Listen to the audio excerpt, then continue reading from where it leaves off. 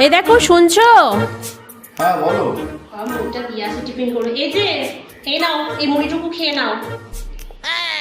Hello, শুধু মুড়ি আর এই কাঁচা লঙ্কা?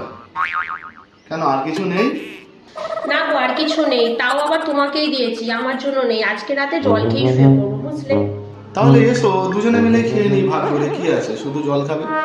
না না না না না, তুমি খাও, আমি আসছি। হ্যাঁ, কাজ পড়ে আছে। আমি মুড়ি খাবো আর ও শুধু জল খাবে? যাই, দুজনে মিলে মুড়িটা ভাগ করে খাই।